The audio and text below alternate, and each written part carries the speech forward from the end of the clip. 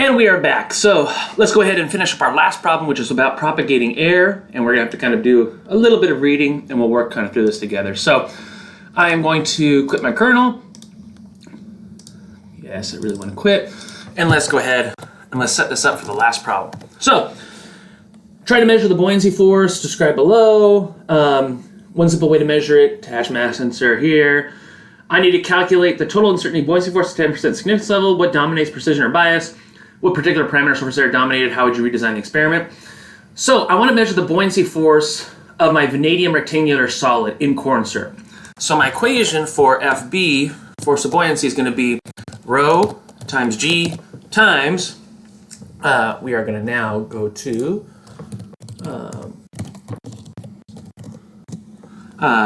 here. So the volume. The volume of a rectangular solid is going to be my length times my width times my height.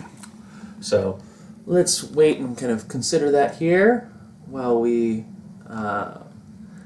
get those values. Here we go. So we have those, and we can kind of start to now work. So it says the density of my corn syrup is nominally, so I'm going to say, rho. We'll do that for later. Nominally this, and the density is measured with the device with the resolution of this. So my uncertainty in rho is going to be 115. And I'm going to have my precision error, P of rho, equals 0. So you see here that I have this equation, and it's a function of, or will be a function of, possibly rho, G, L with height. And so I may have precision error or bias error in all of those. So that's what I read from the first statement. Measured length, width, and height with ruler with millimeter tick marks. So my uncertainty in my length is equal to 1 times 10 to the minus 3 because I want to work in meters. UH equals UL, and UW equals UL. So those are all equal. I measure the length, so number of L is equal to 18. My XL equals 0.1. My SL equals 1 times 10 to the minus 3. Here we go. The width was measured number of width equals, equals, how many times we measure that? 78 times. Woo, we measured that quite a bit. X width is equal to 1, and then S width equals 0.01. And the height was measured 3 times, so NH is equal to 3. XH is equal to 0.01, and SH is equal to 0.1. So I am going to have precision error in all those values. And actually, I'm going to go ahead and calculate the precision error right now. Usually I start with that first, but precision error in length is going to be equal to my T alpha. So we're looking at a 10% significance level. So I'm going to do TO5. My nu is going to be, how many times did I measure that? So 17 times standard deviation of my length divided by square root of the number of length. And I'm going to divide this all by my x of the length. I'm going to do slash dot, and I'm going to basically just give this a value. So this goes to, let's go ahead, so I need 0.5. So 1, because I'm looking confidence interval 90%, but I'm divided by 2. And then I'm looking at, I believe, 17. So that should be 1.74. Yep.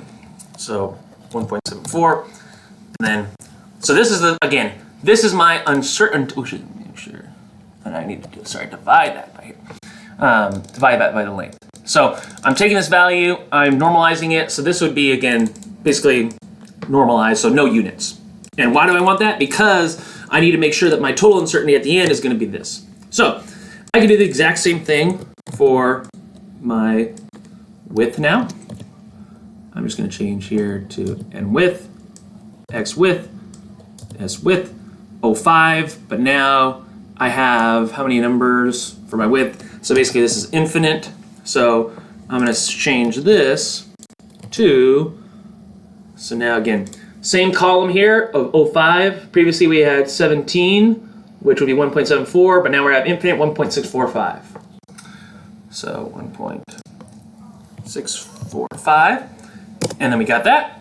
And then now I could do precision error here for my height.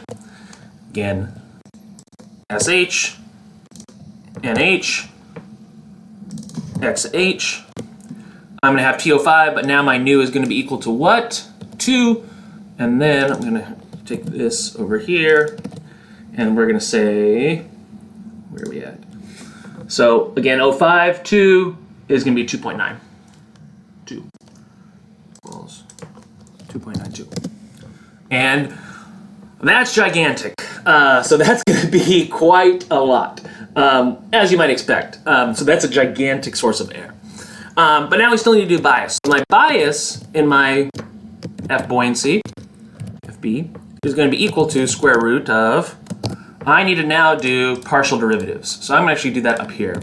So derivative of FB with respect to, there is some uncertainty in the row. So I need to calculate that. So I'm going to say par P row, actually D row, derivative of row. And I'm going to do the same thing here. D row, DL. I'm going to do the same thing. DH. And we're going to do D width. Width. And we have our partials. So it's going to be a square root of, again, partial. So let's just do D row times uncertainty in row. And then I'm going to do divide out, because I want to divide out with my whole equation, FB, and I want to do that squared. Plus, and now I'm going to copy this. So I need to do it for row, length, width, and height. Row, length, width, height. So I'm going to do DL, UL, cell FB, D width, U width, FB, and D height, U height, and then those values. So you see I have some leftover values, and I need to plug in now. So slash dot, I'm going to go H, it's going to go to XH, I'm going to go L, goes to XL, my row goes to, the nominal value, 13380, and my width goes to X width. So that's the value. Again, I need to multiply that and make it in a percentage. So my total uncertainty, so U in FB is going to be equal to square root of my bias in FB squared plus my precision in L squared plus my precision in width squared plus my precision in H squared, and that's 16%. So we see, or actually not actually 100. It's actually 1,685.9%. So if I will multiply by percentages, so that's a huge error, and obviously it's coming predominantly from that height. So I would want to basically buy something with a much more precise height, but it's hard to redesign the experiment to do that. Draw the generalized measurement diagram. So we're trying to measure buoyancy. As we can see here, one of the ways you can measure buoyancy: attach the mass to a force sensor to measure the force in the air. Then submerge the entire mass in fluid. You can measure the difference and result. Force sensor will have some filter, and there's some pre-calibration step that most people perform. So using a known mass. So my measurand is buoyancy. My basically transduction step, buoyancy or force. So I am going to calibrate with this known mass. I am going to convert that. Basically, the sensor transduction step is going to be that force sensor step. Their filtration will have basically the filter, and the readout will be my force. So you want to draw that measurement diagram, and that's it. End of the exam.